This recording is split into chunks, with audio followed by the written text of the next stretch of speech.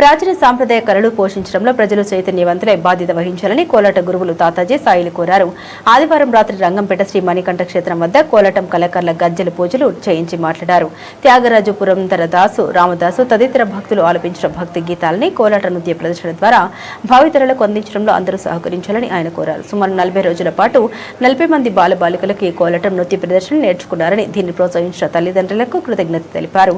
బాల్యం నుండి చిన్నారులకు ఆధ్యాత్మిక చింతన అలవర్చడంలో నవవిధ భక్తి మార్గంలో ఏదో ఒక దాన్ని ఎంచుకుని భగవత్ అనుగ్రహం పొందడానికి పాత్రలు కావాలని స్థానిక భజన గురువు మాజీ ఉప సర్పంచ్ పోతుల వీరసుందర్రావు కోరారు. ఈ ఒక్క ప్రదర్శనకే పరిమితం కాకుండా నిత్య జీవితంలో ఆధ్యాత్మిక తత్వాన్ని అలవర్చుకోవడానికి ఇటువంటి కోలాటం, భజన, పూజలు దోహదపడతాయని తెలిపారు. ఈ సందర్భంగా భజన గురువులు పలువురికి సత్కారం చేశారు. హరి శ్రీనివాసదాస ప్రాజెక్టు ఆధ్వర్యంలో నూతనంగా నేర్చుకున్న బాలబాలికలు రాబోయే రోజుల్లో తిరుమల తిరుపతి దేవస్థానంలో ప్రదర్శన ఇస్తారని గురువులు తెలిపారు. ఈ కార్యక్రమంలో మణికంఠ క్షేత్రం చొల్లంగి అర్జునరావు, గురుస్వామి, సత్యనారాయణ, కలపల్లి సూర్యారావు, కొడుజుల జమీల, యలమాటి వెంకన్నబాబు, మల్రెడ్డి వీర్రాజు, దేవరభొట్ల షిరిడి సాయి శర్మ తదితరులు పాల్గొన్నారు. కోలాటంలో పాల్గొన్న బాలికలు నృత్యం చేసుకుంటూ శ్రీ వెంకటేశ్వర స్వామి చిత్రపటాన్ని గ్రామంలో ఊరేగించారు. అనంతరం నేర్చుకున్న అంశాలను ప్రదర్శించారు.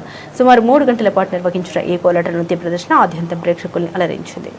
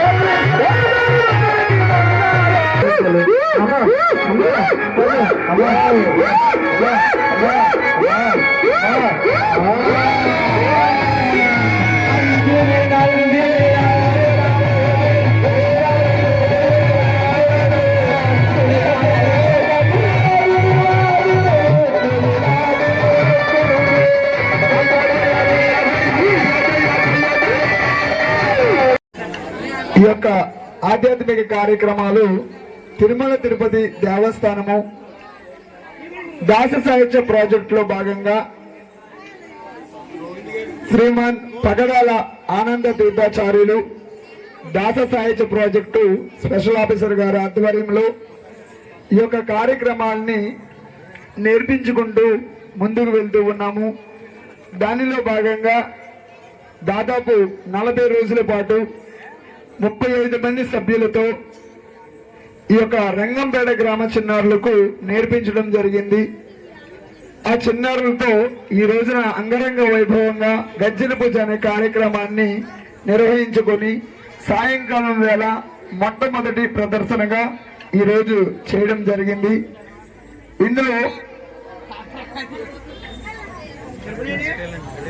కార్యక్రమాలకు ముందుకు నడిపిస్తున్నటువంటి గురువర్యులు తాతాజీ గారు, అలాగే సాయి గారు 40 రోజుల పాటు ఈ కార్యక్రమాన్ని చక్కగా ప్రతిరోజు కూడా వచ్చి మన చిన్నారులకు చక్కటి ఈ యొక్క కార్యక్రమాన్ని నేర్పించినటువంటి కళాకారులు ఎలుగుబంద వాసేవులు శివరామకృష్ణ గారు.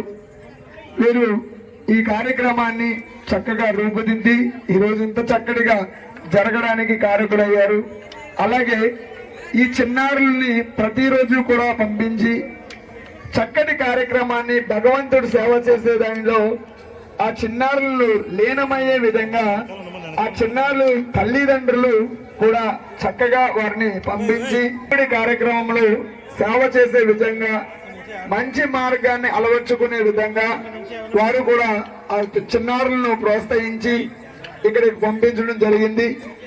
దానిలోనే మేము చక్కగా ఇటువంటి హరినామ సంకీర్తన కార్యక్రమాలని ప్రతిరోజు ఎక్కడైతే అక్కడ చక్కగా నేర్పిస్తూ మా యొక్క గురువర్యులు ప్రాజెక్ట్ ఆఫీసర్ గారు నిర్ణయించిన విధంగా సాంప్రదాయాన్ని నిలబెట్టే విధంగా ముందుకు వెళుతూ పురంధరదాసుల వారు రచించినటువంటి కన్నడ సంకీర్తనలను ప్రతి ఊరిలోనూ కూడా ఈ యొక్క సంకీర్తనాన్ని ఆలపించుకుంటూ మేము ముందుకు వెళ్తున్నాము. హరే శ్రీనివాస, హరే శ్రీనివాస, హరే శ్రీనివాస.